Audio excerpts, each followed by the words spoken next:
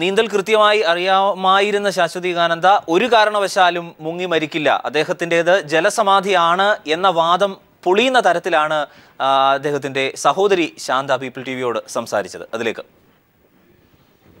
Biju Ramesh sir ഇപ്പോൾ പറഞ്ഞിരിക്കുന്നത് നേരത്തെ തന്നെ എനിക്ക് അറിയാൻ പറ്റിയൊരു കാര്യമാണ്.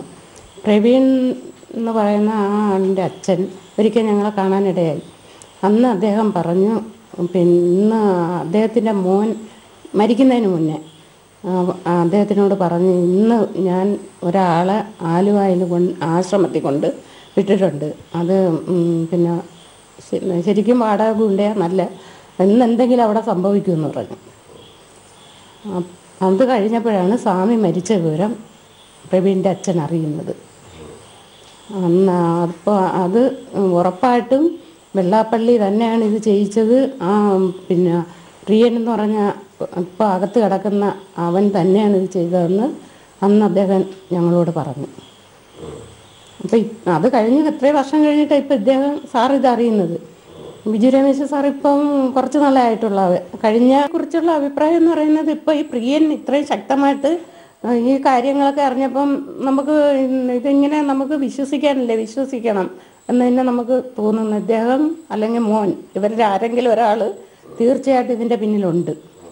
അദ്ദേഹം വെള്ളപ്പള്ളി സാറിനെ പോലെയുള്ള ഒരാളിനോട് ആർക്കും മത്സരിക്കാൻ ആർക്കും ധൈര്യം ഉണ്ടാവില്ല. അത്രയ്ക്കും കരുത്തനായ ഒരു മകൻ അച്ഛനെ പോലെ തന്നെ കരുത്തനായ മകനാണ് അദ്ദേഹത്തിന്. അദ്ദേഹം എന്തും ചെയ്യാൻ മടിക്കാത്തതാണെന്ന് ഞാൻ കേട്ടിട്ടുള്ളത് മോനെക്കുറിച്ച്. അപ്പോൾ അങ്ങനെയൊക്കെയുള്ള ആരും ഒന്നിനും തയ്യാറാവത്തില്ല. അദ്ദേഹത്തിനെതിരെ ഒരു വാക്കുപോലും പറയാൻ ആരും തയ്യാറാവത്തില്ല.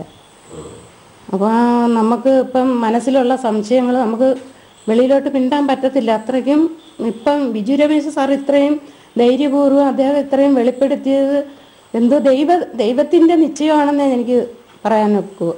ഈശ്വരൻ ദൈവമായിട്ട് അദ്ദേഹത്തിനെ കൊണ്ട് ഇപ്പോൾ വെളിപ്പെടുത്തിച്ചതാണ്. ഇപ്പോൾ എപ്പോഴായാലും സത്യം എപ്പോഴായാലും പുറത്തു വരും.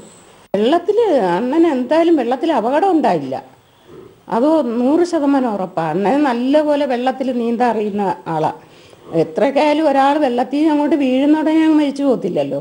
ഒക്കെ ഹോസ്പിറ്റലിൽ അടുത്തൊരു വലിയ ആശുപത്രി ഉണ്ട് അണ്ണനെ വെള്ളത്തിൽ നിന്ന് എടുക്കുമ്പം.